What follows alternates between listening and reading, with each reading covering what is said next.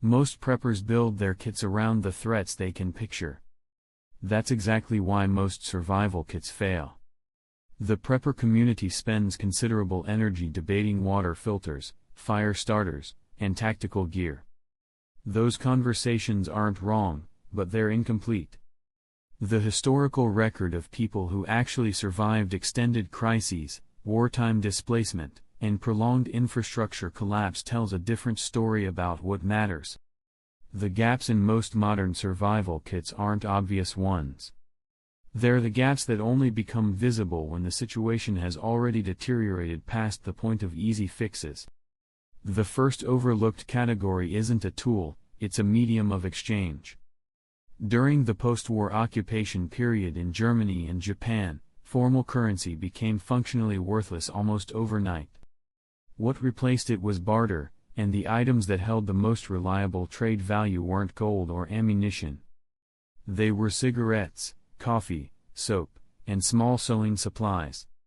A single bar of soap in occupied Berlin in 1945 could purchase a week's worth of food from civilians with no other means of acquiring it. That lesson carried directly into Cold War-era survival doctrine, where small consumable commodities were quietly recommended as secondary barter reserves. Most modern preppers stock for personal consumption. Almost none stock deliberately for exchange value. Written records and physical documentation saved lives in ways that no tactical gear ever could. Displaced civilians across wartime Europe who could produce written proof of identity, land ownership, or professional credentials recovered their pre-war status measurably faster than those who couldn't. Families who preserved property records, birth certificates, and professional licenses in waterproof containers had legal standing in post-war resettlement processes. Those without documentation spent years in bureaucratic limbo. A waterproof document pouch containing copies of essential records costs almost nothing to assemble and appears in almost no prepper kit list. Footwear maintenance was a genuine strategic concern in every prolonged conflict of the 20th century. The U.S. Army's experience in the Pacific established clearly that trench foot and footwear failure disabled more soldiers in certain campaigns than enemy action.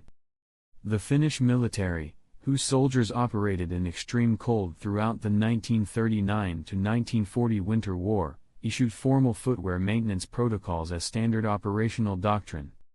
Leather conditioner, moleskin, and a basic needle and thread kit for boot repair are items with a documented historical survival record that appear in almost no modern prepper inventory.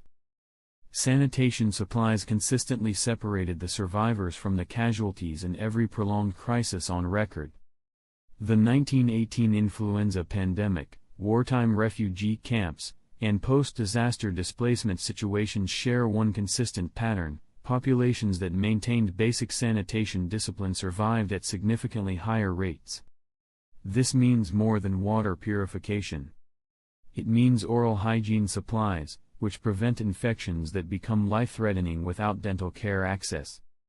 It means hand sanitizer, wound closure strips, and antifungal treatments, items medical field reports from both world wars flagged repeatedly as undersupplied. The dramatic survival items fill the kit. The unglamorous ones determine whether the kit's owner is still functional in week 3. The historical record on survival is consistent: comfort items aren't luxuries, they're force multipliers. Morale collapse has ended more survival situations than resource depletion. Every serious prolonged crisis study reaches the same conclusion. The items preppers never think of are rarely the dramatic ones. They're the items that keep people functional, tradable, documented, and mobile when everything else has already gone wrong. Subscribe and share this with someone building a serious kit. The history is worth knowing before it becomes relevant.